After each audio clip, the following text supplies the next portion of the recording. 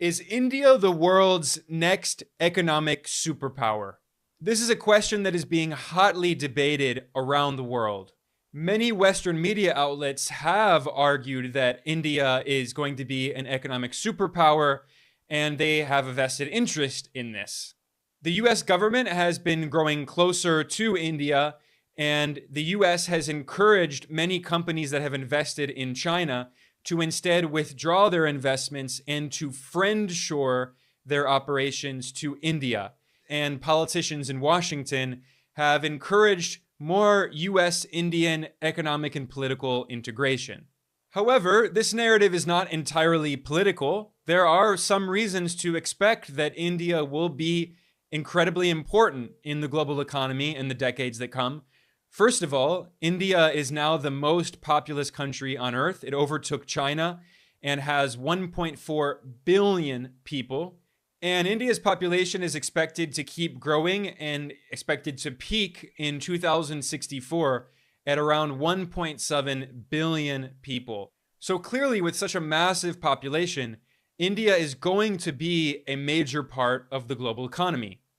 It's also true that India already has the third biggest economy on Earth when its GDP is measured at purchasing power parity, which accounts for differences in exchange rates of currencies. India's GDP in 2024 is about half the size of the US economy, but China is the world's largest economy, so India still is very much behind China. But one of the reasons that India's economy is so huge, the third biggest on Earth, is because the population is so huge, 1.4 billion people. When you look at GDP per capita, PPP, when you adjust for the size of the population, you can see that India is significantly behind numerous neighboring countries in Asia, including Vietnam and Indonesia. And China's GDP per capita, PPP, is 2.5 times higher than that of India. And then there is also the very important issue of inequality and poverty, because GDP measurement does not take into account poverty and inequality. So you can have a lot of economic growth in a country like India, but a lot of that growth, a lot of the benefits actually accrue to the rich, a small handful of elites. And although India has had very impressive economic growth in recent decades, the richest 1% has the highest concentration of wealth in 6 decades. The richest 1% of people in India own over 40% of the entire country's wealth and 22.6% of all of India's income. So clearly the narrative that Western media outlets have pushed that India is the world's next economic superpower and everyone should be focused on India's economic model and be deeply impressed by what's happening. Clearly that narrative is a bit simplistic and there are a lot of complexities under the surface. So today we have the perfect guest to discuss what India's economy looks like currently and what its future could be. We are joined by the political economist Jyotishman Mudaliar, who is a PhD candidate in economic history at the University of Chicago and an expert on the history of Indian economic development. Jyotishman is also the host of the excellent YouTube channel India and Global Left. You should definitely check out their videos. I linked to their channel in the description below. So definitely subscribe after you listen to our wide-ranging discussion. We talked about the Indian economic model, the current government of Prime Minister Narendra Modi and his party BJP. We discussed India's stock market. We discussed inequality and poverty and the billionaire class in India. We talked about the agricultural sector and manufacturing and industry. It was a very fascinating discussion. So without further ado, this was our chat. Jyotish, thanks for joining us. It's a pleasure having you. Let's start with this very broad question. What do you think of this narrative that is being promoted in much of the Western media that India is the world's next economic superpower? Thanks, Ben, for having me. I think before we start discussing where this narrative is coming from, I mean, it's all over. It's SBC, Morgan Stanley, think tanks in the US, columns in the Financial Times, and also the pro-government friendly elite Indian media. You see this idea of rising India, next economic superpower all over, and we should discuss a little bit about where that is coming from. But before that, I guess it might be helpful to look at a few indicators that tell us really where India actually stands. So even purely in terms of GDP per capita, Indian GDP per capita would be roughly 10,000. China is 25,000. US would be 82,000. It's not there in your chart, but roughly to say, let's say Britain would be like 50,000. I've just mentioned it because a year ago there was a huge celebration about India crossing UK in terms of aggregate GDP, but UK GDP is about 50,000 US dollar. And Vietnam is, as I said, is an interesting data point, because for a very long time, the image of Vietnam has been the least developed countries. And it's a very poor country, and we know all the history of Western imperialism and destruction and mayhem in Vietnam. And yet Vietnam is 15,000. So Vietnam is twice per capita than India. But that doesn't even capture everything about India, because Indian share of the billionaire class recently is around 26%, 26 to 28% of India's GDP. India's wealth basically is owned by the billionaire class, and that is quite an aberration even by global standard. US, which is an extreme because it has the largest billionaire class along with China, is half of that. So think about the wealth that the rest of the country has if you subtract that 26% of it. But let's think about the human development indicators.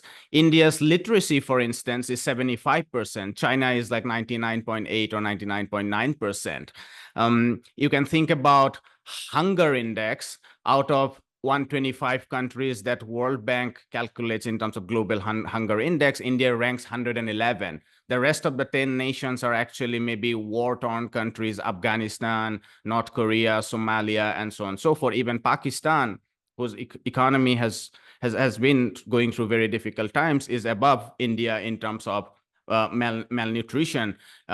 Huge population of India under stunting and wasting. Children under 5, roughly 1/3 of them are stunted. Roughly 1/5 of Indian children are actually wasted. That accounts for low weight. The other accounts for low height. So these are some of the, you can think about the slum population. If you were to go by late Mike Davis's estimates of Indian cities, roughly 50 to 60% of Indian population lives under slum-like condition. You can actually pick up any data that reflects, you can take up healthcare, for instance. Life expectancy in India is still hovering around 66, 67 years. China would be, or US would be like 10 years longer. You can pick up any data. Maternal mortality rate would be 100 per 100,000 live births. China would be somewhere around 15. So we are, it's actually very frustrating when someone talks about economic superpower. I mean, we should actually dislike the term superpower anyway, because it's a very, very imperial and colonial category. It's the idea that nations should or would dominate other nations. And it doesn't really change a lot even if you add the term economic, because why shouldn't a country that hosts the largest population not be economic superpower? I mean, if you actually think about development in a true sense, or forget about working class, internationalist working class solidarity, everyone should support India and China being economic superpower, because that's where the largest segment of population concentration is. Yeah, it's actually a challenge from my side that one should actually look at any developmental indicator for India, and it would be very, very hard to think about one developmental indicator where India can actually shine as a bright light. But that said, I think one should understand where this narrative is coming from, and we know where this is coming from, as I just said, but why does it come from? And there are these, one can go sector by sector. One of the segments is the defense industry, for instance. India is a huge importer of arms and industry. And as we know, the US, for instance, it's a deindustrialized society with almost a huge military industrial complex. It's a garrison state, and it wants to sell more weapons. And so you see a lot of these. Actually, in 2005, there was a US civil nuclear deal where a lot of the embargo on arms were waived off because they wanted to sell more weapons. So a lot of Apache, Chinook, even there are talks about F-16s coming in. So that's one segment of it. The other segment, it's really hard to understand unless one understands global capitalism. Trillions of dollars are actually sloshing around in the global north without much rate of return. I mean, they go to US Treasury bonds with very little return, maybe 3-4%, because they are desperate to look for investment, desperate to look for returns. And India is a good place for capital to come in, make quick money, and withdraw when things are bad, and then come in again and make more money. And the Indian stock market is a very good example of that. I mean, 1 year annual return for the real estate sector, which is the extreme, is 75%. It's very difficult to actually imagine 75% rate of return in real estate when in the US Treasury bond you would get 3 or 4%. So that's one. But that's the most extreme. But you can look at the pharma sector, where 1 year return is like 50%. The auto industry, where it's again close to 50%. And if you look at the business-friendly media, like the Business Standard, they say, well, the financial services, the red flags that they flag are about 25%. So 25% 1 year return in Indian stock market is considered as bad at this moment. And that's the sort of historic boom in the stock market for the last 5 to 6 years, but actually it's very, very long term. It's going on since India liberalized its economy in the 1990s. So that's just the capital markets, if you like. But one can also think about manufacturing. India has a lot of cheap labor. And global capital, or any capital for that matter, has always tried to exploit cheap labor. They have done that. They have tapped cheaper labor in China, but now now real wage has risen in China comparatively. So you have much cheaper labor in India. So if you were to actually tap the Indian cheap labor, that would be a great thing. So there are huge reports about Apple as part of the larger strategy of China Plus One, which is to drive Chinese manufacturing coming to India. There are manufacturing factories already in the process of being set up in Karnataka and Tamil Nadu. At this moment, Apple doesn't employ, actually Apple employs 150,000 employees in India. Most of them are now in the service sector, the stores selling and so on and so forth, but they want to do more manufacturing. The big Chinese city, Zhengzhou, it employs like 300,000. The idea is to employ more people in India so that you can exploit cheaper labor here. The third thing I would say is global capitals and the Indian ruling elite and the upper middle classes experience with the service sector, the high-end service sector. Sometimes people forget this fact that Indian state actually invested very heavily in India's higher education. In fact, if you compare Indian and Chinese data in higher education up until the turn of this century, Indian data was very, very good. And this was the Indian state's bonanza to the upper caste, upper class, whom they actually educated for free.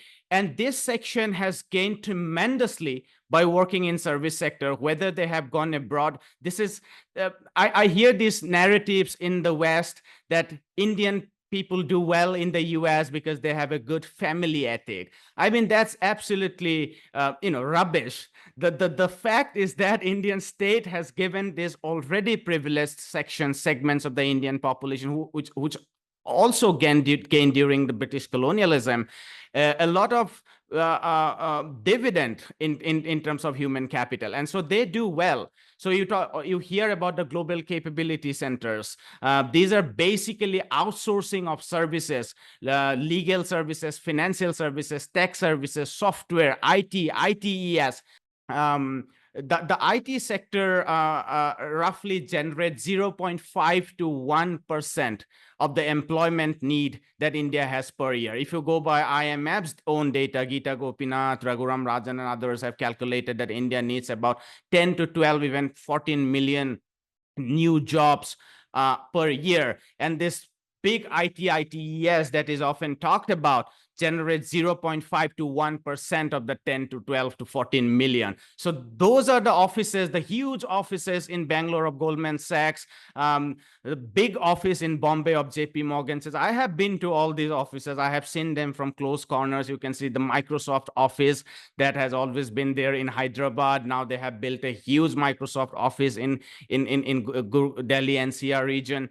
So the idea is basically to tap the cheap high-end labor. So we can actually go on and on, but I think I have given you a lot to reflect on. So maybe you can pick up from there so that I can zoom in on where you like this conversation to. One final point, by the way, apart from the economy, we must understand that the idea of rising India in the West in particular, or even within India, has one more segment. It's not just the economic segment. I also didn't discuss agriculture. We can think about it later. That's one of my key interests. But the other segment that one shouldn't lose sight of is the security aspect. The West hates Asians, whether it's Chinese, whether it's Indian. The long-standing narrative about Asians is this ugly, brown or, dark-skinned people full of filth and full of, abominable cultures. And so the West really never wants an Asian friend. Why it needs India is to counterbalance China, because they can't imagine a geopolitical world where China actually can challenge Western imperialism. And so India, there is a long history of India being used as actually a sub-imperial center. Anil Sil, others have written about this during the British colonial period. India acted as a sub-imperial center. So now the time has come, after the rise of China, since the reform and opening, to try to counterbalance China, use the classic divide and rule policy. And that's where, Quad, AUKUS, and all this kind of imperial military alliance comes from. And India has long maintained kind of an equidistance from the West and erstwhile the Soviet Union. And now that is falling apart, also because of coming of the BJP RSS to power, which is this very, very right-wing extreme nationalist that wants to promote India as a hyper-nationalist power that can stand up to regional powers and so on. So both come together. Even in the economic sphere, the elite's interest and the global elite's interest come together. And in the nationalist sphere, the elite interest of promoting India as this hyper-nationalist country and the global interest of counterbalancing China, they come together. And I think that's where this overall narrative of India as the next superpower, whether it's economic or political, comes from. Yeah, thanks, Jyotish. I think that was a great overview of why this narrative can be a little problematic. Now, you did raise a point that I think is also important. I don't want to just, sit here and criticize India all day and say that everything India is doing is bad. You raised a point that, as the most populous country on earth, India should be an economic superpower, whatever that means, if we can use that term in a non-imperialist way, simply with the fact that it represents such a huge part of humanity, and people in India deserve to have a good standard of living. They deserve to have good social services and access to jobs and livable wages. But of course, as you mentioned, I think this narrative is convenient for a few different parties. It's convenient for the West and the United States that are promoting India as an alternative to China. And later, we're going to talk about this idea of friend shoring now, the US government and European governments are encouraging their companies that have invested in China to instead friendshore and close their factories in China and move to places like India. Although in reality, we haven't seen much friendshoring to India. We've seen much more offshoring to places like Vietnam and Mexico. But we'll come back to that thought later. So there's the geopolitical element, but there's also the narrative that's promoted by the government in India, especially by the BJP, by Prime Minister Narendra Modi. They like this idea that India is the next superpower because, of course, it increases their domestic support. They can say, look, we're making the country great again, right? But then I think another party that has an interest in pushing this narrative is foreign capitalist investors who have made a lot of money off of the Indian capital markets. And what I'm showing here is a chart of stock market returns in India and China. And it's not a coincidence, I think, that the Western financial press has been promoting this idea that India is the next economic superpower. And they talk about how amazing India's economic growth has been. And we'll talk about that. India has grown a lot, but a lot of that growth has been concentrated, as you mentioned, in certain sectors that have benefited capitalist oligarchs in India and also foreign investors. So if you have invested in Indian equities in the past 3 decades, you have probably made very high returns. In the past 3 decades, the average stock market returns were over 13 times. So if you invested $1 in the Indian capital markets 30 years ago, you would now have more than $13. Now imagine if you invested $1 million, you would have more than $13 million, right? And compare that to China, a country that has overseen one of the most incredible, or not just one of the most incredible campaigns of economic growth in human history in the past, not just 40 years, but really since the revolution in 1949, but especially in the past 50 years. However, if you look at China's capital markets, if you had invested in China's capital markets, you actually would have lost money, whereas that your investment would have increased by 13 times in India. So again, it's pretty clear why Western investors have liked this narrative, because if they promote this narrative that India is the next economic superpower, it encourages more and more investors around the world to invest in Indian equities, which means that the value of their investments continues to go up. But of course, the average person in India does not own stocks. Stock ownership is concentrated in a few hands of rich people. So we should instead look at other metrics.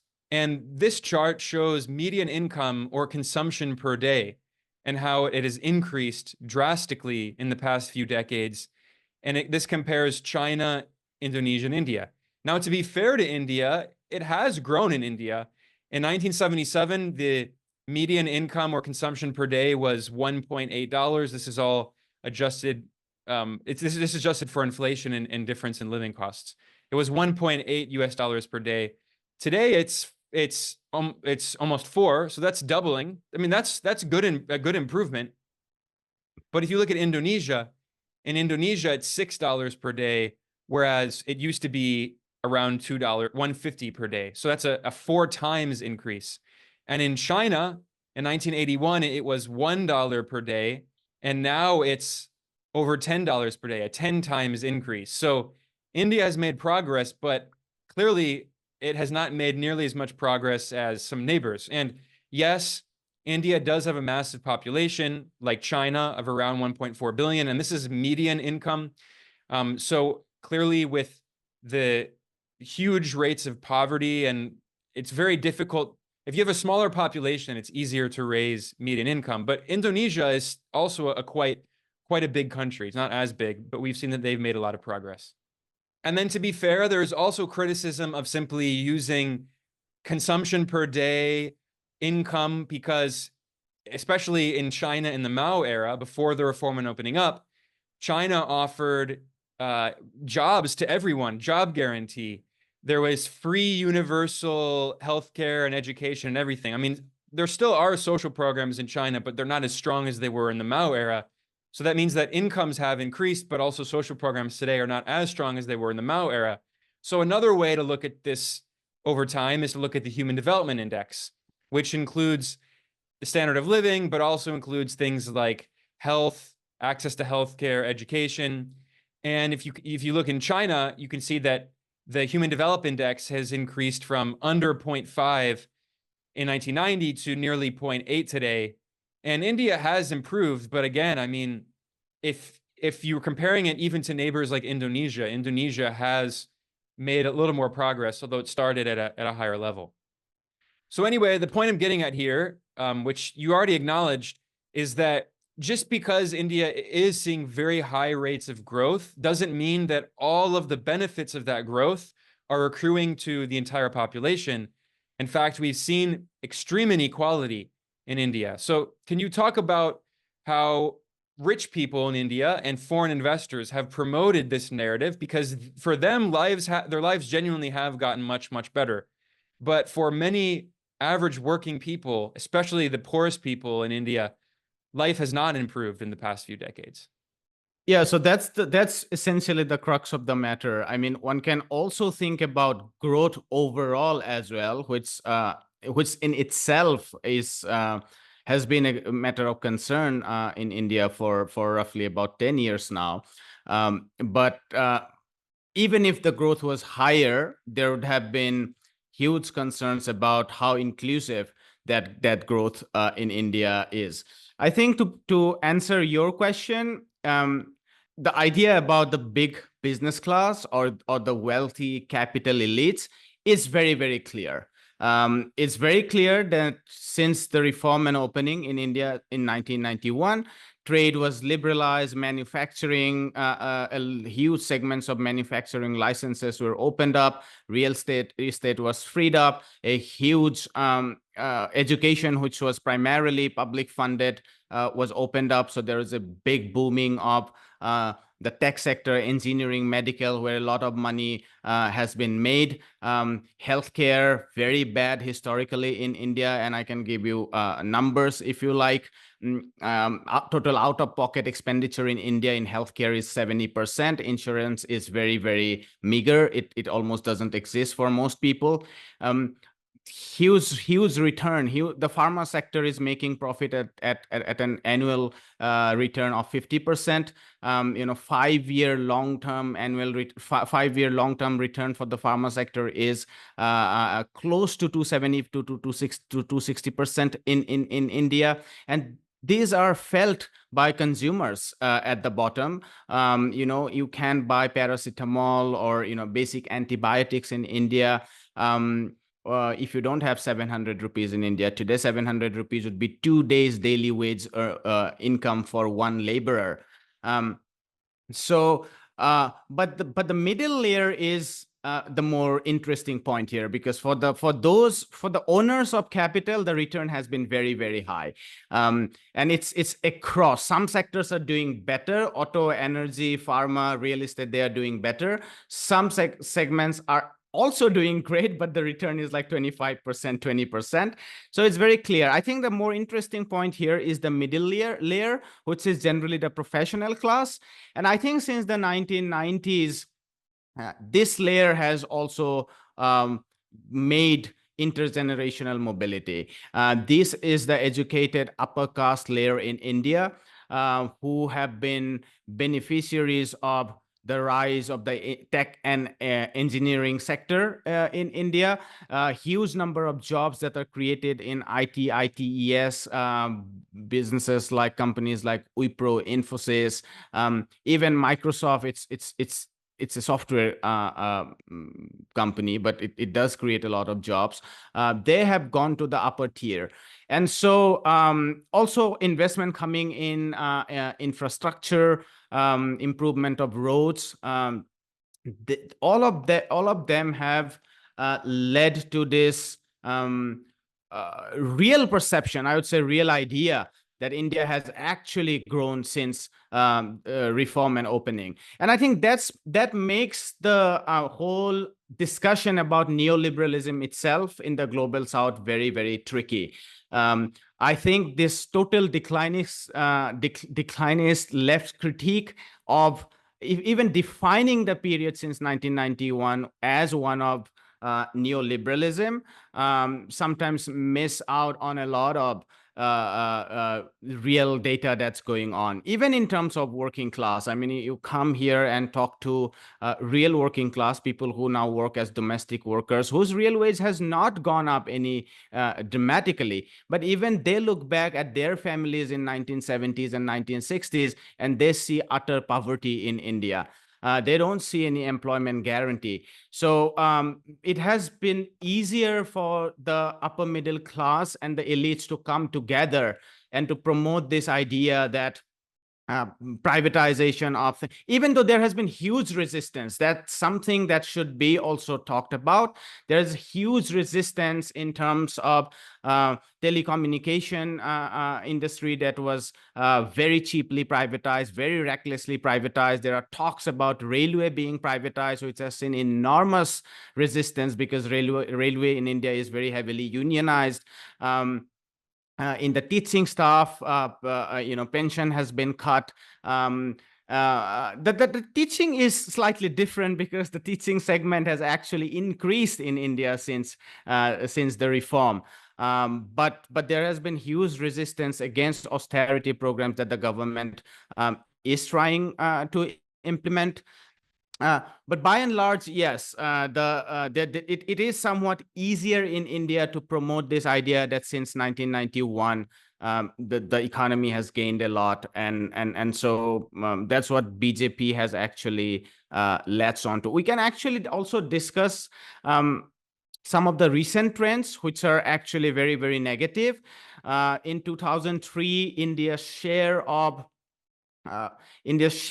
population in agriculture started to shrink for the first time, which means that the surplus population in agriculture was actually leaving. This was because of enormous expansion of construction activity and other non-farm jobs, which has recently started to decline. The new data, even from governments like the Periodic Labor Force Survey report, says that there has been an increase in rural population since COVID, and some of the things that were considered, some of those reversal of the Lewisian transition on economic terms that was initially considered temporary, but those trends have not been reversed.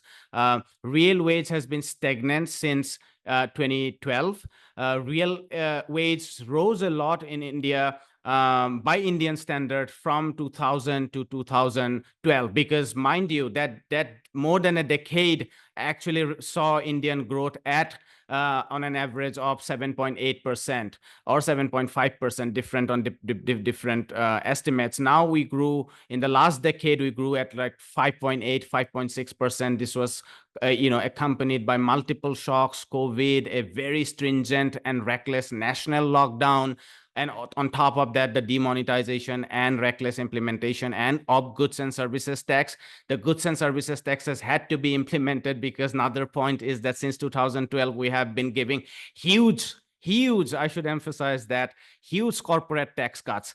Corporate tax was going up during the 2000s, and that was driving a lot of investment coming from the state, and that was leading to growth since 2012, and particularly since the right-wing nationalist government has come to power. Corporate tax has been consistently slashed, which has led to increase of income tax for the middle class. That also adds to the rhetoric against or rhetoric in favor of privatization, and also the rise of the indirect tax. So the massive consumer inflation that you get in India, actually, if anyone lives in China for that matter, or even Thailand or Vietnam, one feels how inflationary Indian economy is. And on top of that, when you make this efficient, quote unquote, goods and services tax, basically, collecting indirect tax much more efficiently, the price of living has gone up for the working class. So real wage completely stagnant for a very long time now, maybe a decade almost, based on all indicators. Yes, I'll stop there. Yeah, Jyotish, let's talk about the Indian billionaire class. For people who follow Indian politics, or honestly, people who don't follow Indian politics, they've probably seen the wedding for the son of one of the richest billionaires in India, the Ambani family. And the estimates vary, but Bloomberg reported that his son Ambani's son spent 600 million US dollars on this 5-month long wedding. And this wedding also featured an array of US celebrities. Kim Kardashian was invited. They paid millions of dollars to Rihanna to sing at his wedding. And in fact, a report that came out this year found that the wealth of the richest 1% in India is at the highest level in 6 decades. This report estimated that the richest 1% in India own 40% of the entire country's wealth, 40%, and 22.6% of the entire country's income. And there have also been scandals recently involving other billionaires, like, for instance, Adani, not to be confused with Ambani. You can talk about the difference. They're different families, even though their names are similar. And the Adani family of oligarchs, there's this short-selling firm, Hindenburg Research, which released a series of reports alleging massive fraud and corruption. And essentially, this was a huge blow to the Adani fortune. And Adani is also closely linked to Prime Minister Modi and his party BJP and has gotten a lot of government contracts. So there are serious allegations of corruption there. So that's just a brief overview of some of the main names. Can you talk about the billionaire class in India and how it compares maybe to the billionaire class in other countries? India had about 9 billionaire in the year 2000, and it's essential to note that 2000 is already a decade into opening up, reform and opening up. And today we have about 275 billionaire, whose share of wealth, depending on various estimates, would be like a third of the country or even more, 40%. So there has been a dramatic rise of wealth of the billionaire class. One implication of that has been their importance in politics. Now you cannot win Indian elections without the blessings of the billionaire class, which might sound very familiar to those of you who are in the West. That has disproportionately shifted the balance of power away from trade unions into political parties that are basically business parties. The media has been completely corporatized, and it has become probably the most lunatic element of the Indian society, and we have no dearth of lunatic elements in our society. The Adani and Ambani actually represents what has happened in India in the last 20 to 30 years. Huge stock market boom. A lot of billionaire class wealth has come because of the unprecedented stock market boom that India has seen in the last decade, particularly in the last 5 years. I mean, the national stock exchange in India is now jostling with Shanghai and Hong Kong, some of these stock exchanges that are big because the economy is so huge. Who are these class? They are some of them are traditional investors, like the Ambani family had big businesses even during the Congress time. This is before the reform and opening. They're politically very close to the ruling class now. For instance, Adani comes from the same province where Prime Minister Modi was the chief minister for a very long time, more than a decade. They invest in auto sector, in petrochemicals, in metals, in the realty sector, which is the real estate sector, in energy sector, pharma sector, even FMCG. So these are big multinational corporations. And this, I also want to mention that manufacturing has a huge share of the Indian billionaire class, which is very, very different from what you see in China or in the US. In China and in the US, it's mostly from the tech sector, finance sector, entertainment sector. But in India, there is a huge share of energy, metals, manufacturing sector. And that also adds to the fact why the billionaire class actually wants to see India doing good in manufacturing, because they have a lot of cheap labor. Cost of production in India is very, very cheap, primarily from the labor point of view. And if infrastructure is improved, and now it has been improving, it's not true to say that the state has not been investing, let's say, in highways, in electricity. Indian electrification has actually dramatically risen since the reform and opening. I had a power cut when we were talking. I am in this poor province of India, and there are still massive power cuts. But now it's power cuts. When I was young, there was no power. There would be power for 1 hour a day. Okay, so the state taking a lot of cost of production in terms of infrastructure, labor always being cheap, and now we also have kind of universal literacy programs, which also means that private businesses don't have to spend a lot in terms of educating its workers.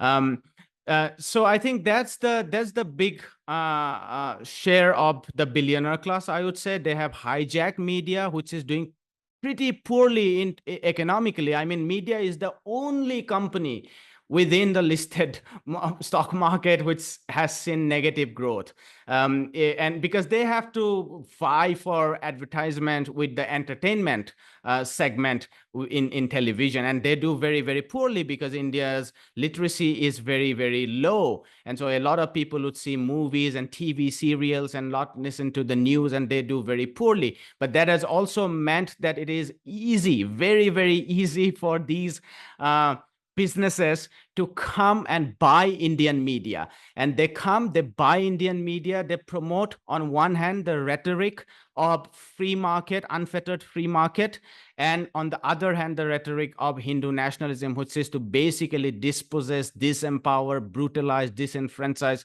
Indian Muslims in large part, but other minorities like Christians and Sikhs. So that's what essentially has been going on. We can talk about agriculture later if we get there.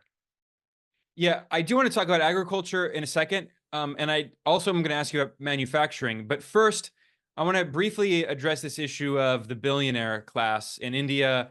And you mentioned, China does have a lot of billionaires, and there was a lot of inequality as China developed in the past few decades and grew very rapidly. It's true, there was a lot of inequality, and there were a lot of criticisms of the extreme wealth of the billionaire class. And what's funny is in recent years, the government has cracked down on inequality and has pursued common prosperity, which has become the main goal of the Communist Party. In 2017, in the meeting, the 19th National Congress of the Communist Party, they emphasized that the new central contradiction, the primary contradiction in Chinese society, is uneven development internally and inequality, and called for changing the primary goal from developing the productive forces and now emphasizing common prosperity. And as part of this crackdown on some of the billionaires in China, we've seen the Western media has been crying over the poor billionaires. CNBC published an article asking why China's billionaires keep disappearing. What's happening? And there have been many reports about how Chinese billionaires have seen much of their wealth decline significantly, especially because of the problems in the stock market, which we talked about earlier. If you invested in equities in China, you probably have lost money in the past few decades. Now, Jyotish, you may raise an important point. Among the billionaires in China, many of them got wealthy through technology, usually, and a few that were trying to get involved in finance, although the government controls the financial sector. All the big banks are state-owned, and most of the insurance companies and such. And in fact, that was one of the reasons that the billionaire Jack Ma got in a lot of trouble and faced repercussions from the government, because he started basically trying to create a parallel financial system through micro lending on using Alipay and using basically technology to give loans at high interest rates to poor people. And this is obviously unacceptable, and the government cracked down on that. So you raise an interesting point about how in India, one difference about many of the billionaires is some of their wealth is concentrated in the manufacturing sector. In the US, of course, there isn't that much manufacturing left since the neoliberal era. In China, what's interesting is that even though about 2/3 of GDP comes from private companies, there still are a lot of very big state-owned enterprises in China. They represent about 1/3 roughly of GDP, and in particular, concentrated in metalworking, so steel production, iron. They're concentrated in energy. State-owned enterprises own most of the construction companies that build infrastructure, and the railroads and high-speed rail. And also, of course, there are SOEs concentrated in finance and telecommunications. And so the point is that those sectors that billionaires have a lot of control over in India, especially in infrastructure, are largely state-owned in China. So my impression is that some of these billionaires in India, one of the way that they've been able to get their wealth is simply by having these kind of monopolies, especially over things like infrastructure construction, and they've gotten big contracts from the Indian government. I mean, this is of course nothing new to India. The US has a lot of corruption involving government contracts to industries, especially, military industrial complex companies that fund politicians, and those politicians give them contracts.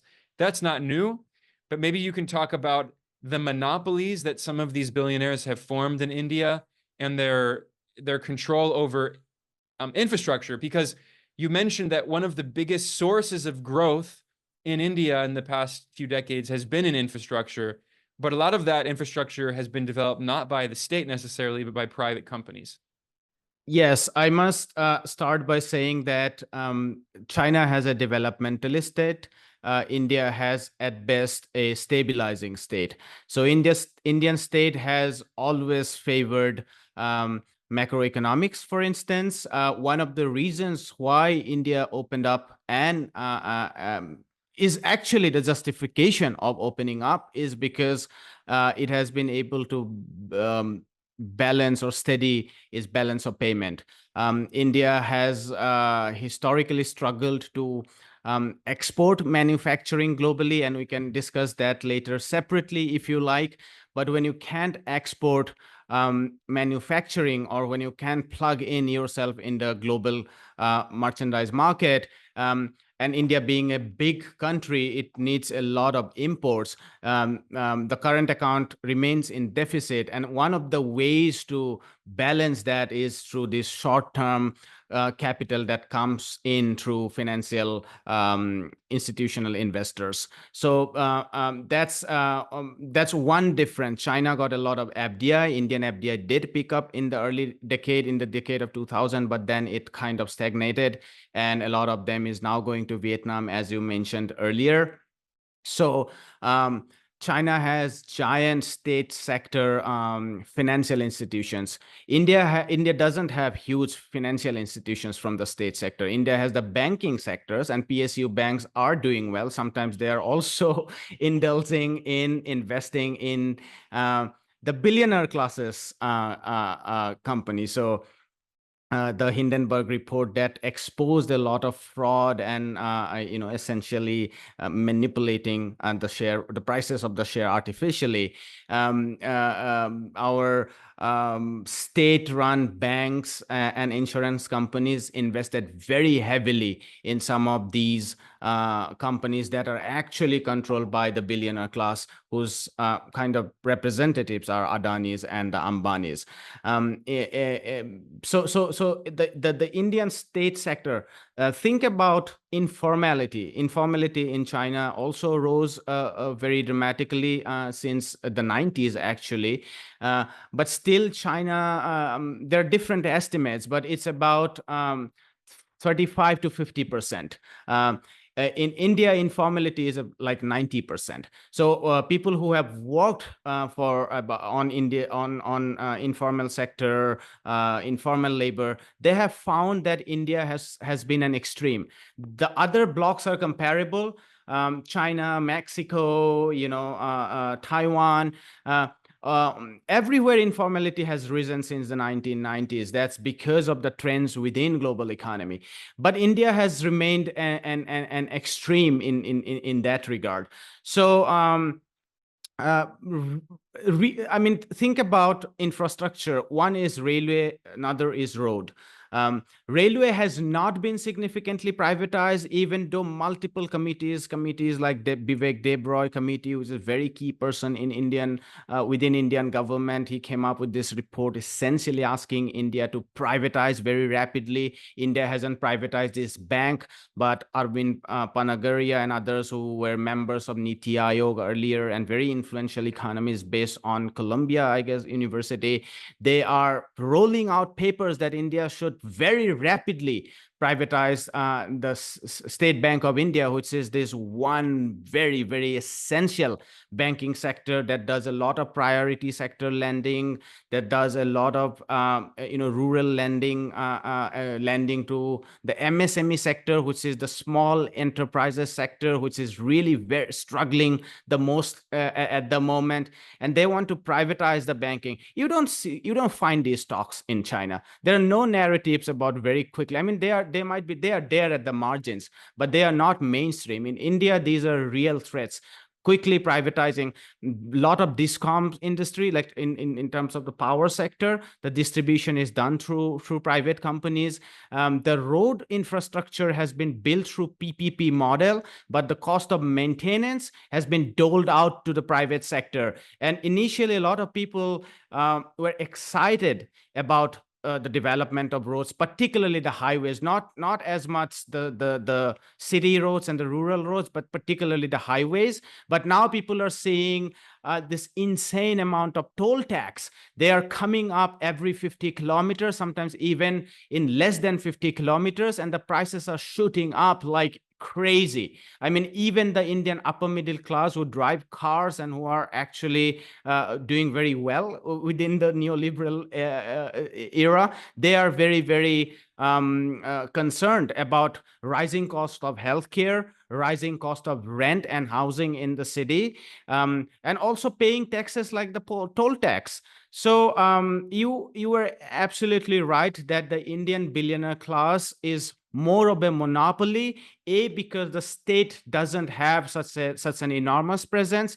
It does have some presence. It's not like that the Indian state doesn't have any presence. It still has some presence, but the balance of power between the billionaire class and the state is absolutely is going in favor of the billionaire class now. And that, I think, should be summed up by placing the centrality of the bourgeois politics, which needs money to win elections. I mean, Indian elections are now becoming more costly than the United States. I mean, it's so shocking to even think about Indian elections being costlier when India is the poorest of the world. I mean, we didn't talk about regional inequalities. I mean, the two most populous state in India, Bihar and UP, its per capita income would be about 2,500 to 3,000 on PPP terms, which puts Bihar and UP the most populous states. I mean, UP might be the 8th largest state in the world if it was an independent nation. That would come closer to the worst of the sub-Saharan economy. Not even the better off within Africa, but the worst within sub-Saharan economy. Like even on PPP terms, it would be 2,500. So that's the situation in India. I do want to talk about agriculture, but before that, I want to talk about manufacturing.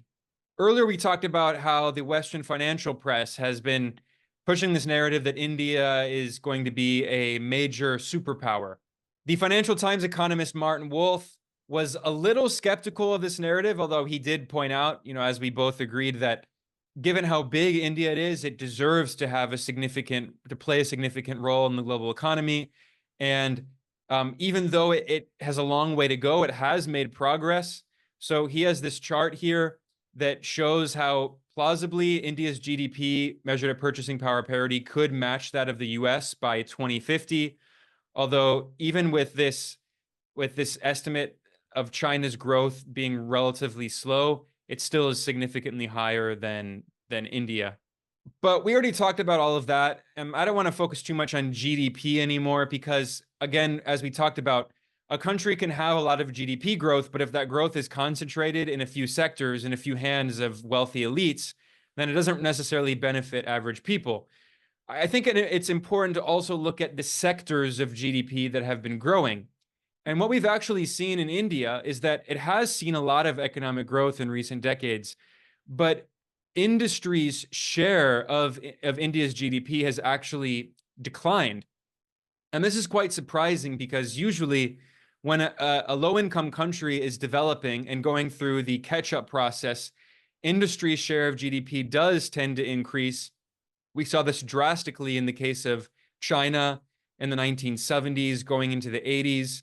And it was pretty, it fell a little bit, it fluctuated, but it has been falling a bit in the past decade. But that makes sense because wages in India have risen very significantly. And a lot of foreign companies that were investing in China because of low wages have instead looked in different countries because they're looking for lower wages to exploit. So it makes sense that after China, reached that moment of middle income status, now the industrial share of GDP has fallen.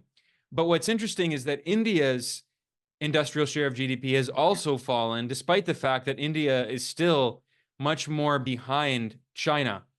So you can see in this chart that in 2010, manufacturing made up 17% of India's GDP. And Narendra Modi came to power in 2014, and he declared the Make in India initiative. And he pledged that in the following 10 years, that India would become a major manufacturing power. There was a slight increase in 2015 to 16% of GDP. But in the past decade, that figure has actually fallen to just 13% of GDP in India. And the Indian press has acknowledged that Make in India has failed to lift manufacturing and its share of GDP in the past decade in India. Now, this doesn't mean that there's less manufacturing, because obviously in the past decade, India's economy has grown quite rapidly. So the overall economy has grown, but industry's share, and especially manufacturing share of India's economic growth, has not caught up with overall economic growth.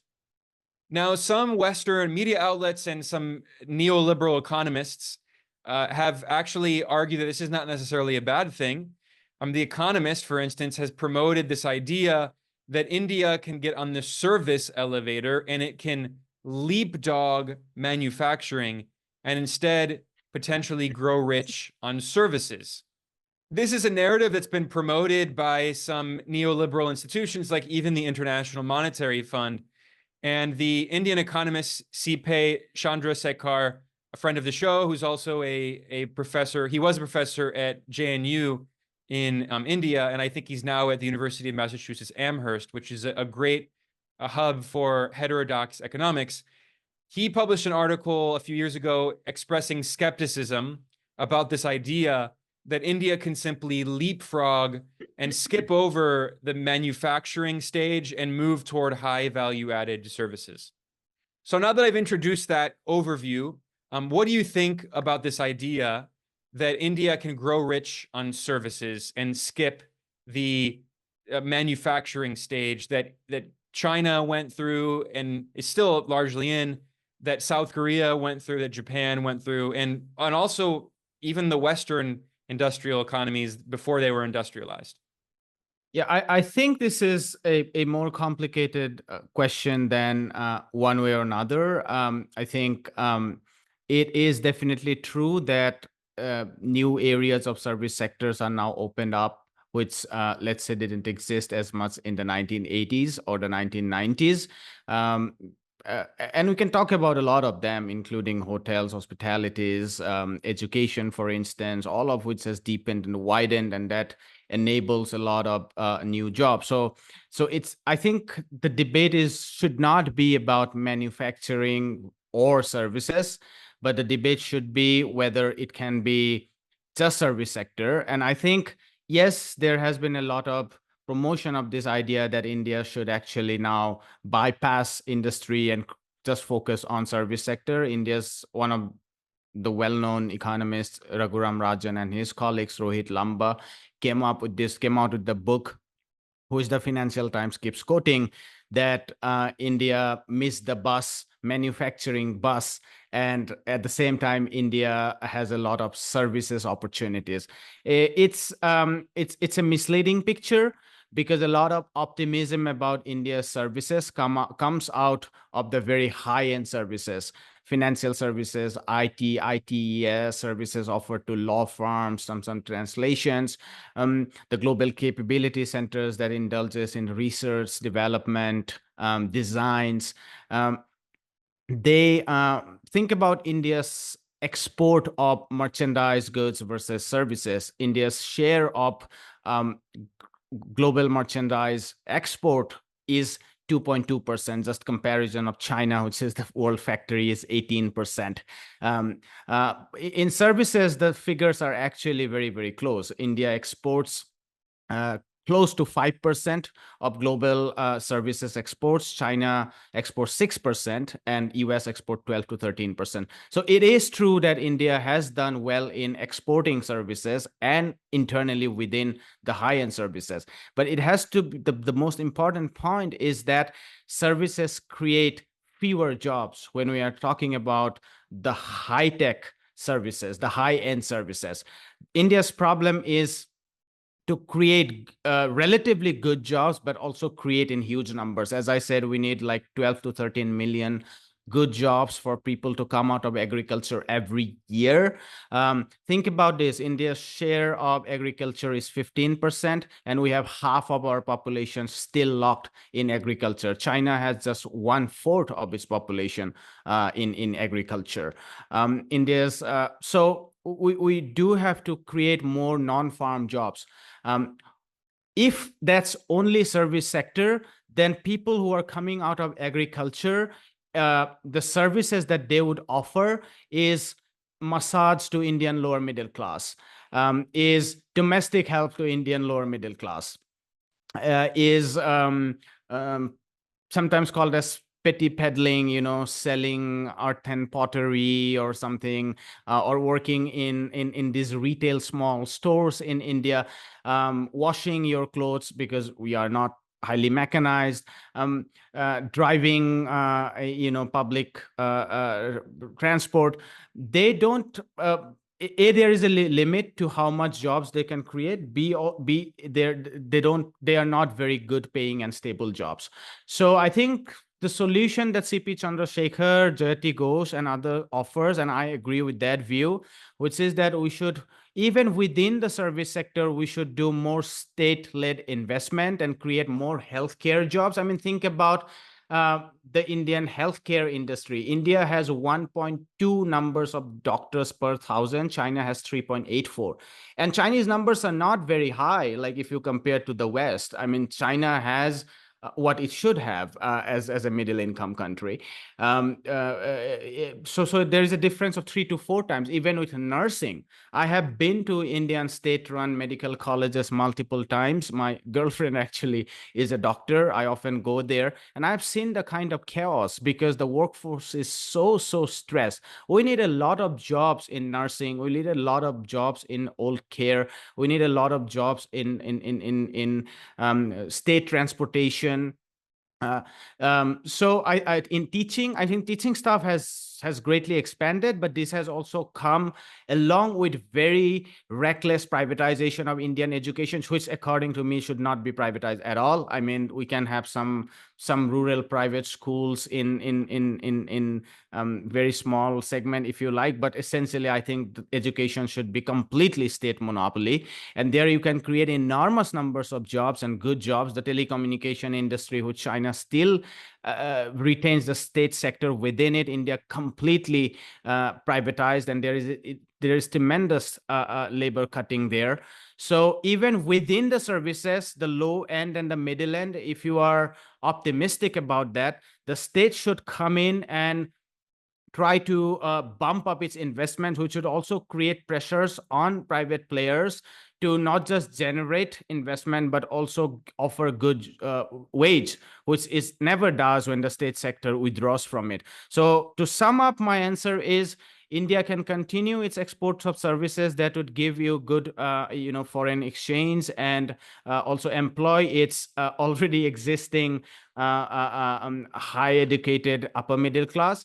But we should also promote industry. Now, the last segment is industry. I think there it has to be realized that the global capitalism creates a kind of chaos for industry. And China is more of an exception in terms of how it actually cornered the industrial goods market from everyone else. And there is a lot to think about the contribution of the Maoist years and also the reform years. In terms of Maoist years, the contribution was to build human capital.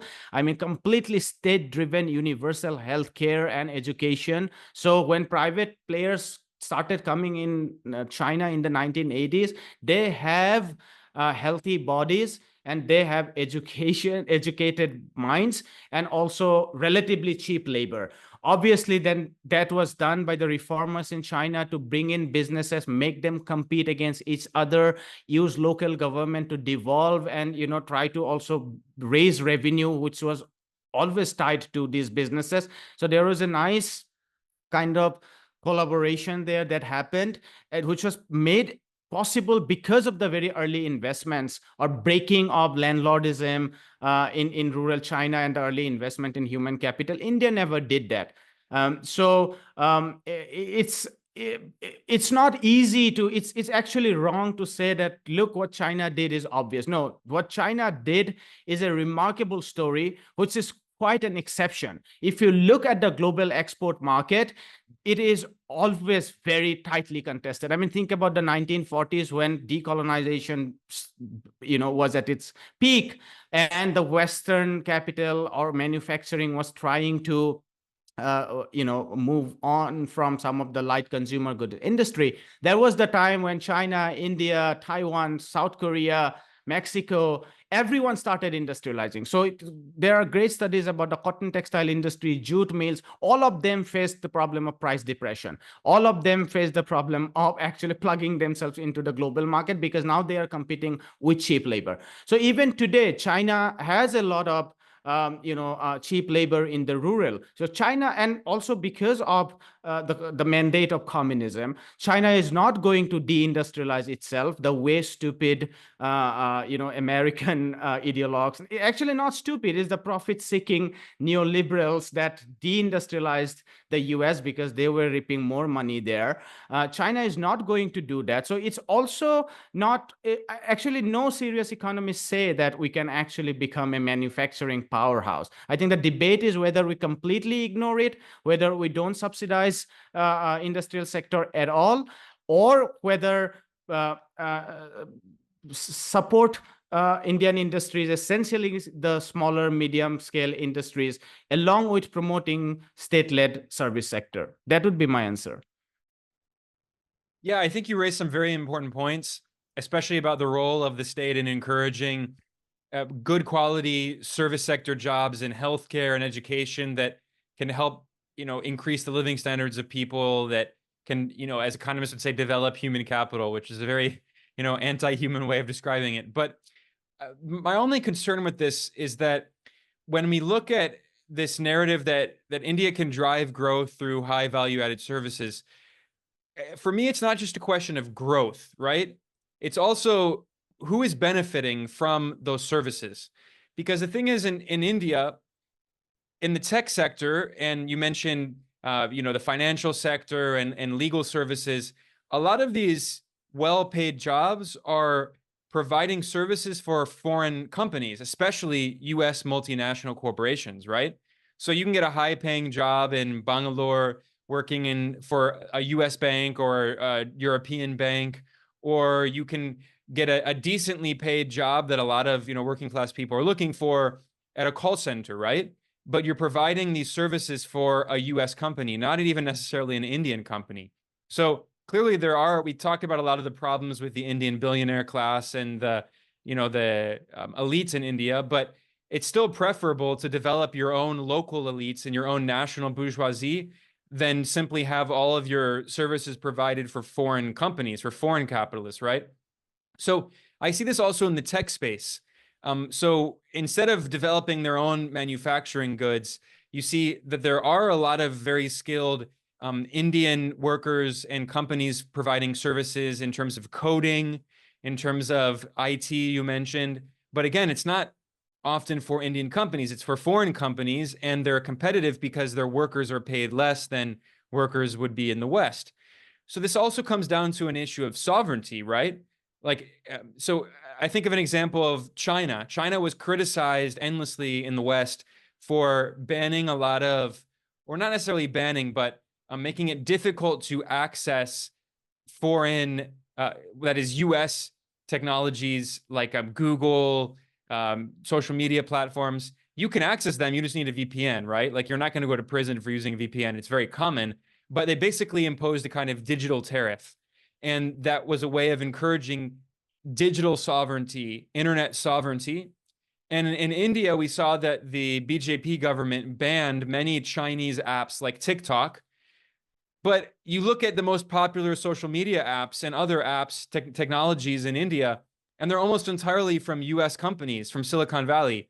WhatsApp, which is owned by Meta, Facebook, Instagram, owned by Meta, YouTube, owned by Google or Alphabet. I mean, India does have some companies trying to create alternatives, but my concern is that if you're focused, if not you, if the Indian government and the elites are focused so much on encouraging services, but without having their own sovereign technology, especially as we move forward into this era that, Yanis Varoufakis is referring to as techno-feudalism. I know there are some people on the left who are critical of that. They say this is just another form of capitalism. Without getting into that debate, the point is that you have these huge big tech corporations that are very powerful. The US has them. China has some of its own that the state can exercise control over, but I don't really see that in India. Yes, that's you're absolutely right. Particularly in the digital space, it's Amazon, it's Facebook.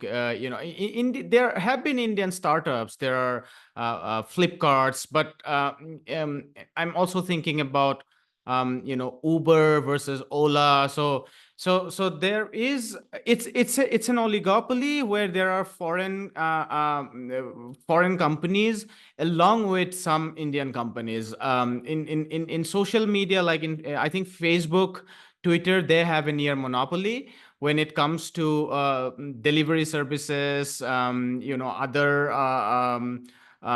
financial services. There is it's not an absolute monopoly, I think, but the bigger question is about political sovereignty that you have raised, and I think that has to do with how the Indian elites see the West and how the West see India within the sort of geopolitical scheme of things.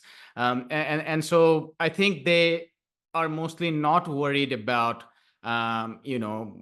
Google or Apple coming in and sort of arm twisting Indian government.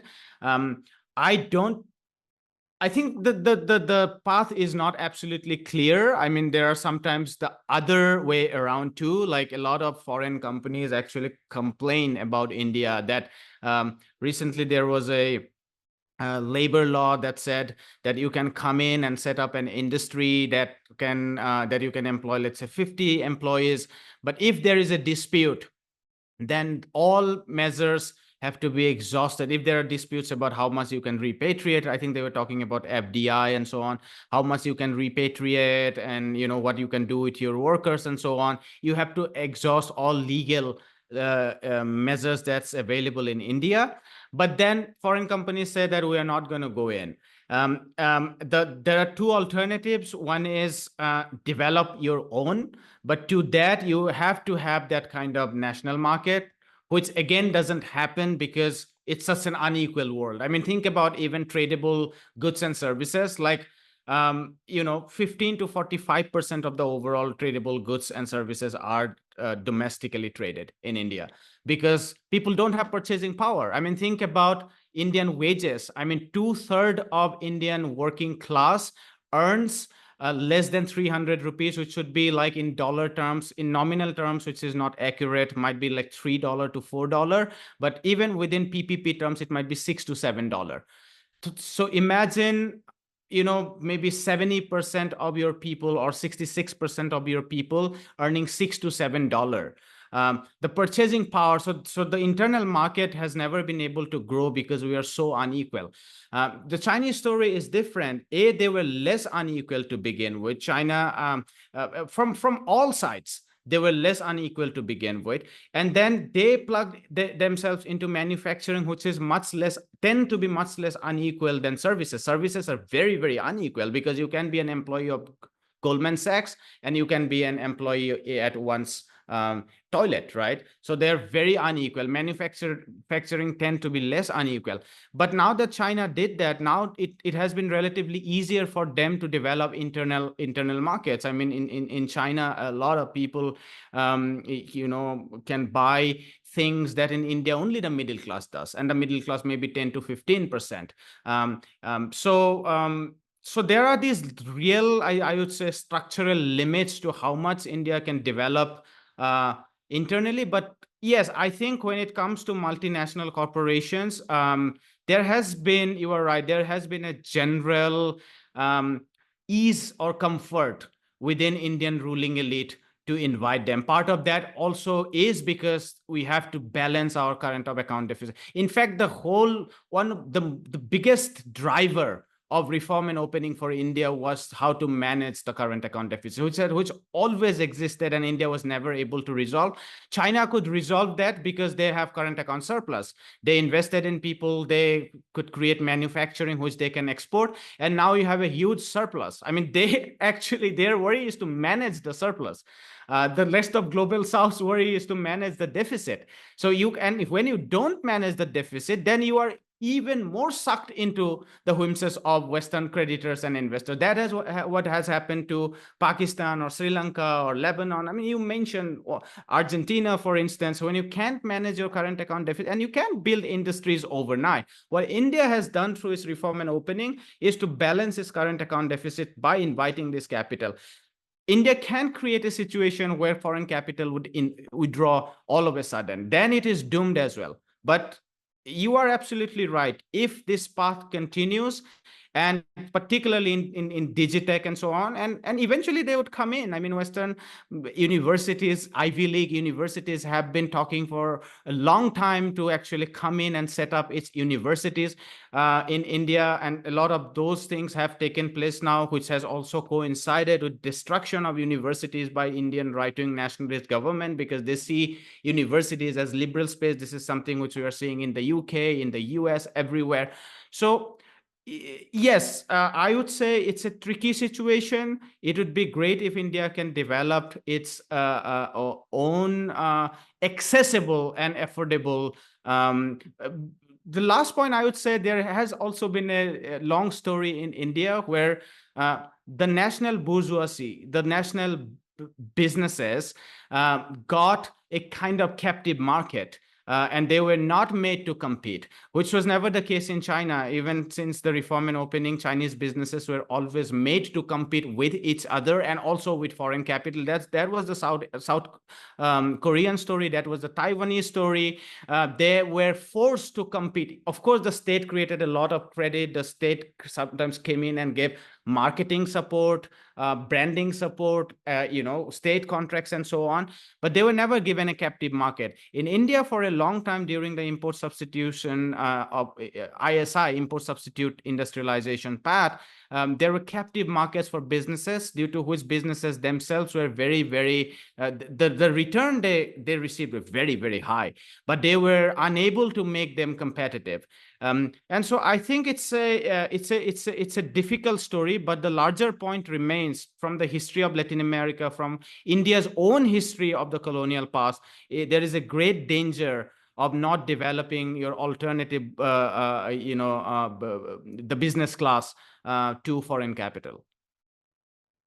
And adding to that complexity, here's another question that might be hard to answer, but with the growth of artificial intelligence and automation and robotization of many jobs, it also seems to me that this emphasis on services seems to be a little bit dangerous. We hear a lot of people worrying about the demographic issues in East Asia. So in Japan and South Korea, in Taiwan province and mainland China, it's true that demographics are declining, and there are concerns that this could lead to economic problems in the future. How are we going to fund pensions? In fact, China announced that they're going to be gradually raising the retirement age, which is actually very low. I mean, several years lower than in the West. So they're raising it a little bit over the years, not immediately, because of the demographic issues. And then there are the India bulls, if you will, who say that one of India's greatest advantages is the fact that India is the most populous country. The median age is lower, and its population is expected to continue to grow and to peak in 2064 at 1.7 billion, whereas China's population is expected to decline and fall to half of what it is now by 2100. And there are people who say that this could be a severe problem. However, I find that narrative a little funny because it comes at the same time when there's also a narrative that we're going to have mass unemployment because of artificial intelligence. So Elon Musk has been giving all these interviews in which he says that there's going to be mass unemployment. AI is going to replace many jobs. Automation is going to replace many jobs.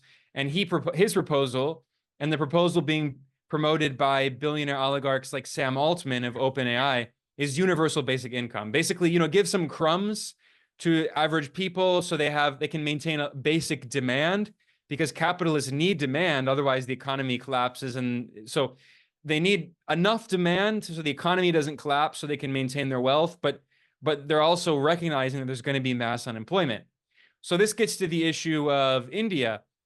There are many people who argue that the demographics are a positive for India, but there's also this idea of the demographic time bomb. You already mentioned that India faces this issue of not being able to create enough jobs. And as we have AI developing rapidly, I think we're going to see the loss of many service sector jobs, especially you look in India and you see, I mentioned that a common job that a lot of people rightfully want to get is in a call center, because if you speak some English, you can get a better paying job. You often get paid in a foreign currency, and you don't have to work, in the countryside and working as a farmer or something. But now what we're seeing with AI is many of those service sector jobs are going to be destroyed. I mean, you're also coders, people who work in programming. A lot of those jobs are going to be automated through AI. You're going to lose a lot of jobs in things like graphic design. It's very common, for instance, for people on YouTube, if they make graphics, they'll often pay someone in, South Asia or Southeast Asia to do graphic design for them. But with technology, it seems like we're going to lose a lot of these service sector jobs. So I'm not expecting you to find an easy answer to this very difficult problem, but it seems to me that betting on the service sector, when we also have automation and artificial intelligence developing very rapidly, it seems that this could be a dangerous gamble. Yes, I think, as you said, it's a very big problem, complicated problem, and it's almost a global problem. It's not. I would argue, in fact, the Indian story is relatively different because of the availability of cheap labor. I mean, a lot of automation that I have already seen in China and in the West doesn't exist in India, precisely because your capital cost is outstrips you because you have such cheap labor. Yeah, so even Indian automation might be more haltered, lagged than the global automation that we would see, because when there is a larger labor price, then you have greater drive for automation. But that said, of course, there would be a lot of loss in jobs, like in media, for instance. We saw huge labor protests within, in the US, for instance, within those who are involved in media, in translations, in reporting. A lot of them would be very quickly replaced by in translation. For instance, a friend of mine works in translation, and she is very, very nervous because of the AI that is coming in and how good they are becoming, like in no time. Some argue that we might have alternative jobs, but I think the story is clear that the number of jobs, alternative jobs that they would create would be very, very fewer compared to how many the loss. I think the other point of demographic dividend needs to be addressed, because that's a kind of economic misunderstanding and sometimes even fraud that has been perpetrated for a very long time. um, um, every mainstream economists and students of economics, they repeat this very mindlessly. Um, Surplus labor is a dividend when labor is the limiting agent. When you have capital as your limiting agent, when you have human capital as your limiting agent, then how can surplus labor be a dividend? I mean, surplus labor is the problem. You have to create value additions in other sectors so that your redundant labor, whether you call it frictional or whether you call it disguised, you can have different names and categories that we have as a student of economy. But the aggregate picture is that if you already have, if labor is not your limiting factor out of the factors of production, then you have no demographic dividend. So I think that doesn't apply to global south at large. That is so popular in the US because the US, having decimated its indigenous people and being a settler colony, and the rhetoric against immigration, against people from Latin America, they always need labor. I mean, most sane studies of US growth, even if they have to maintain 1%, their population has to rise like maybe 470 million, 500 million. Even the studies that you sent me, which predicts like Chinese population to come down to 570 million or 600 or 700, all of them assume that the US would continue to get labor. We don't need labor. We need to empower our labor, reach something near full employment. We do need capital. Our capital stock is smaller, so we do need capital.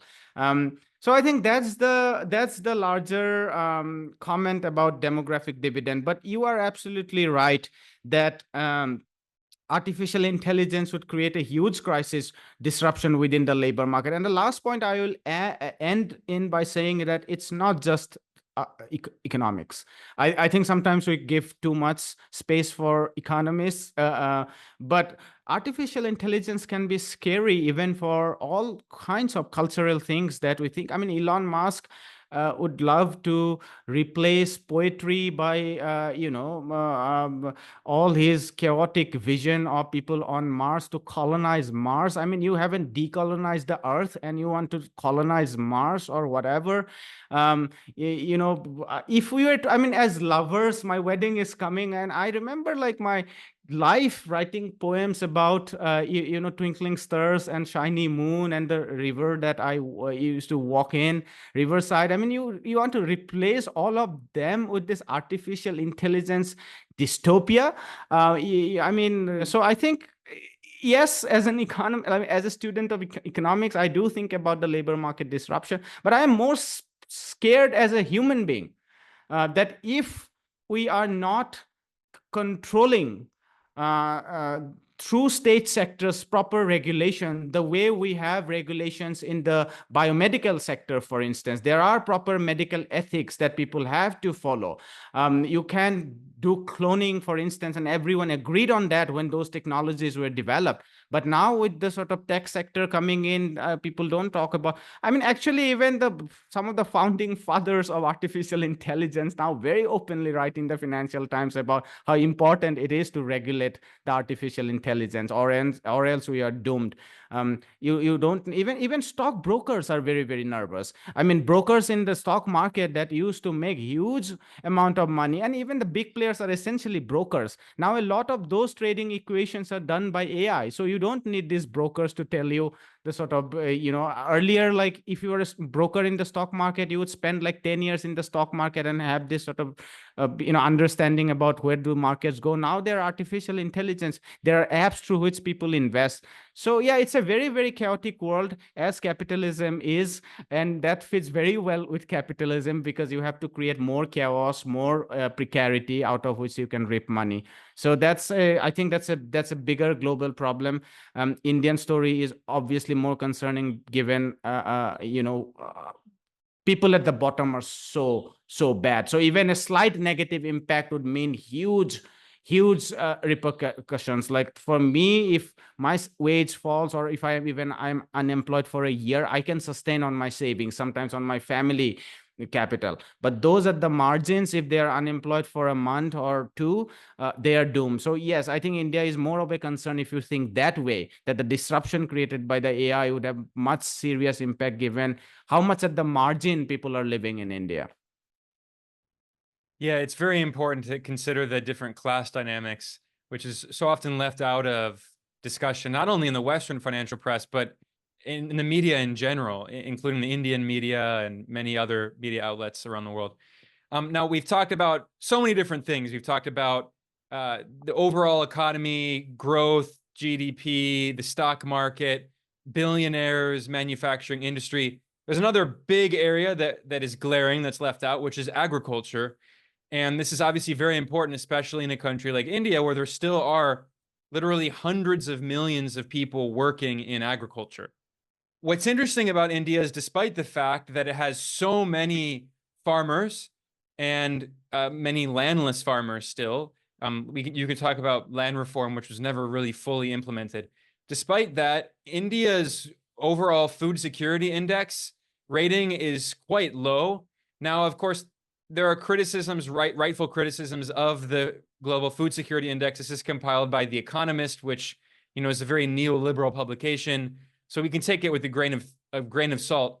But out of the 113 countries that they calculate, they put India in 68th place, so near the center in terms of food security. And it's true that India does still import a lot of food, despite the fact that so many people work in agriculture. So can you talk about the agriculture sector in India, what the conditions are like for workers, and also why India still is dependent on food imports? I think it is important to first note that agriculture is the sector globally which has lost out in this euphoric decades of neoliberalism. This is something that's not often talked about, and this is a global story. I don't want to discuss a lot about China today, at least, since we are focusing on India. But even the grim picture about China, some of the grim pictures, the rural has lost out big time. The US, where the traditional imagery is about these, big prosperous farmers with his, big political lobby and so on and so forth. All the recent studies have shown that it's the rural farming base which has lost out big time, and the industrialization of the US has made it even worse because the enormous expansion of the service sector, the cities and so on, have not absorbed some of them, and that has become the base of very right-wing rhetorics and politics in the US. But I wanted to place that in context, that it's because of multiple reasons, including technological reasons, where a lot of raw materials, agri-based raw materials, have been substituted now by synthetics, which has been going for a century, but has been really escalated in the last 30, 40 years. Agriculture has lost out a great deal. I think the Indian story is very difficult. One has to begin by saying that India has as many population as China, but India is 1/3 in terms of its land. Even though in terms of arable land, the story might be slightly different because China has a lot of non-arable land. But that said, it is absolutely in no doubt that Indian per capita availability of land is one of the least, far less than even China, non-comparable to settler colonial countries like the US. So there is a real problem there of resources of land. There is a huge segment of landless population in India. There is a long story. Let's not get into that. But it is true. Utsa Patnaik has written a great deal about the landless peasantry in India, which was never taken care of by even after decolonization. In fact, I would say some of that was escalated by methods of grain revolution, where states subsidized and poured its resources into smaller pockets of Indian agriculture.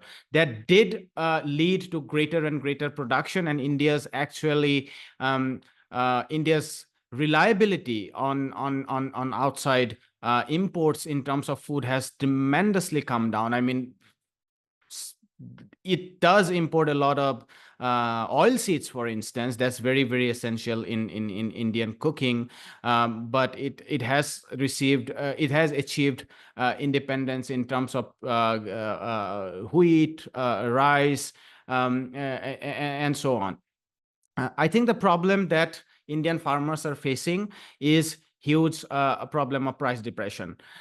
Every time there is a price rise, there is a huge urban lobby which can influence Indian politics more, and so they essentially beat back, and so there are more restrictions that are put in place in terms of exports, and they lose out the export market. So prices are not allowed to steadily rise in. Obviously, there is a real contradiction given Indian non-farm working class also is very high in the cities, and so there is a real conflict there. If you don't allow agriculture price to go up, then farm prices are depressed, and they don't get the cost of input. And that's what has happened. And several committees, the MS Swaminathan committees, actually giving us details about how cost of inputs kept on rising because big fertilizer companies, big hybrid seeds varieties controlled by companies and so on, they keep raising prices. So input prices are driven up gradually. More and more surplus production all over the globe. India unable to transfer its population to manufacturing because of its weakness.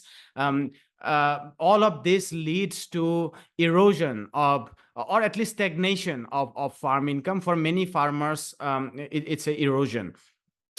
So it's a very difficult situation if you not have the back of manufacturing to improve agriculture. In fact, when Modi came to power, it was not just Make in India. The other end of that was raising farm income twice within 7 years. Now, that was obviously F-grade economics, because to double your income would be to grow at 12 to 13% compound, right? Like 12 into 7 would be 84. So compounded would be something close to 100 times, 100%. So it would be like to do twice, you have to grow agriculture by 12%. Never in human history has happened that. I mean, good agriculture year would be considered 4%, 5%. Meiji Japan, the big stories of agriculture, Norway, the heydays of US agriculture, they remained within 4%, 5%. So, but that's aside, bad economics and gimmicks aside, there is almost stagnation in terms of farm income. And the farmers actually have had to struggle a lot in the recent years. A lot of your viewers might have heard about the farmers' protests, which is sometimes presented as this protest of big farmers, which is absolutely nonsense. I mean, the farmers of Punjab and Haryana obviously are better off than landless laborers coming from Bihar and UP, because their income is twice, but their monthly income is well within the median income of India. And we have already discussed how poor Indian per capita national income is. And so they raised more than a year long, in fact, 2-year long protest against, without getting into detail, let me say, against completely liberalizing the Indian farm market. Essentially beating down the Indian state markets called as the APMC markets, is ability to raise tax, because they were allowing exchanges outside these markets, which would mean that the tax base of the local state would come down, and essentially you would get a case where you would say that, look, these states are incompetent. And so agriculture also remains one bastion where capital, the business class sees as yet to be liberalized fully. There are enormous impediments in terms of land transfer. There are enormous impediments in terms of where you can sell. And so all those things are seen as impediments. But even if you can actually resolve all the problems of distribution, there is huge problem of production itself. Ecology is at its worst. Indian cities are or even Indian countryside, there is a huge exhaustion because of how extractive agriculture itself has become, and also population having not been transferred. So I want to emphasize that the Indian peasants have historically lost out politically. They have lost out economically. They are culturally considered very, very backward. So they have less cultural clout. And the last point is I wanted to talk about is the global commodity market. We have seen this for Africa, for instance. There are good studies from Africa where they say that what the farmers and the planters get, by planters I mean the peasants and workers who work in West Africa and so on, what they get is almost 1/10 of what the retail price that the consumers pay. Think about the prices of chocolate that you pay in an airport when you go to Switzerland, and the prices the cocoa workers that get in Ivory Coast or other parts of West Africa. That would be like, I don't know, that would be like 100 times quite easily, but on an average it's like 10 times, 12 times.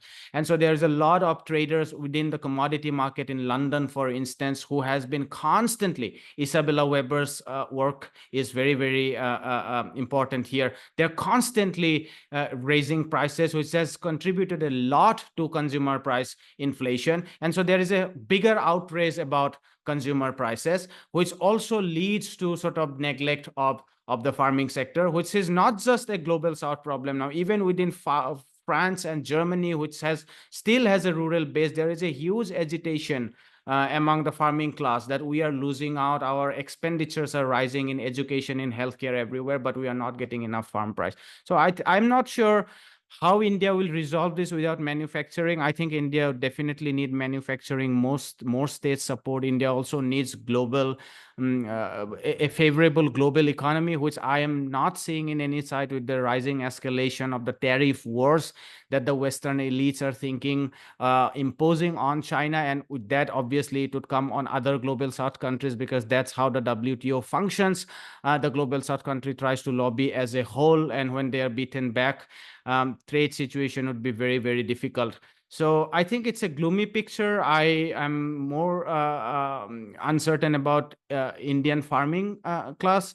But yeah, since I think a lot about global economy, I'm also concerned overall about those who are still on land. Last point I would say to your viewers is it is essential to remember that land output cannot be revolutionized. Even all the tractor revolution and fertilizer revolution and hybrid yield variety revolution would lead to 1.5 times, 1.6 times. Industry can revolutionize. You can have 100%, 200% sometimes over like 3 months, 4 months, 5 months, which would be like 15%, 20% growth. That can never come in agriculture. So there are these limitations, and not to talk about the ecological stress that we are creating. And of course, the fact that we love our consumer goods, our phones, and all that other stuff, but we can't eat those. Whereas obviously, we all need agricultural products to survive. We need food. But I mean, this was a great conversation today. We covered so many different areas, not only of the Indian economy, but also the Chinese economy, the US economy, the global economy. There's still much more we could talk about, but this has been a very long episode. So I'm going to conclude here. Jyotish, do you want to conclude with any final thoughts, and do you want to plug anything before we leave? Not really. I just want to say, yes, I run a YouTube channel, India and Global Left. That's all I have to plug in. And thank you so much, Ben, for not just inviting, but expressing or building this relationship, let's say. Yeah, of course, it's my pleasure. And the goal is to have a series here So we'll be talking about other things, especially relating to India, because it's something that here I think has been lacking. This is, of course, the most populous country. It's very important and is going to be even more important in the decades that come. So I think Jyotishman is the best guest to, help provide context. And in the future, we have plans to do episodes focused on, for instance, the difference between China's development model and India's development path. I want to do an episode focused on India's relations with the former Soviet Union and Russia today. And we'll talk about India's internal politics, the change between the Congress Party and the BJP under Modi today. There's so much that we'll be talking about, but I think we had a great discussion today, which provided more than enough information for people who don't know that much about India's economy. And again, I want to thank you for joining me. Please, for everyone watching and listening, like and subscribe. Please share this, and we'll be back soon. Thanks a lot for joining us.